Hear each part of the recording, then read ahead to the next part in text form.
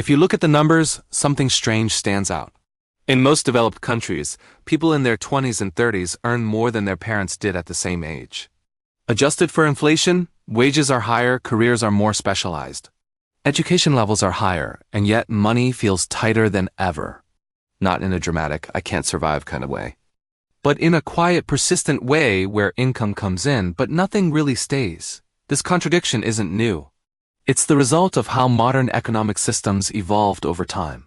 To understand this, let's step into a realistic scenario. Imagine you live in the United States or Europe. You're educated, you have a stable job, and you earn what most people would consider a good income. Let's say $70,000 a year. After taxes, healthcare, and social contributions, your take-home pay is about $4,200 a month. Historically, this would have placed you firmly in the middle class, even the upper middle. On paper, everything looks fine, but then reality begins. Housing comes first. Rent or a mortgage takes somewhere between $1,600 and $2,000 every month. In earlier decades, housing costs consumed a much smaller share of income. Today, they often define it. Next comes transportation. A car payment, insurance, fuel, and maintenance quietly take another $600. Then come student loans or credit cards, about $300. Groceries, phone plans, subscriptions, internet, and small daily comforts add another $800. When the month ends, what's left is a few $100s. You're not poor. But you're not free either. This is the modern middle-class experience. Historically, this shift didn't happen overnight.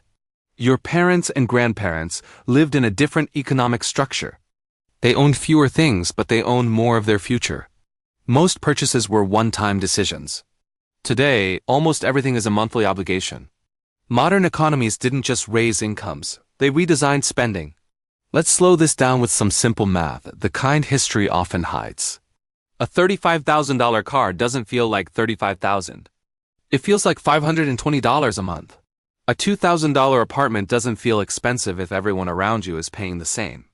But over time, these numbers accumulate quietly.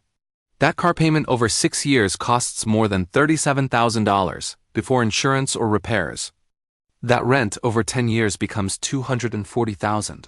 Not dramatic losses, just consistent ones. Money doesn't vanish, it gets committed.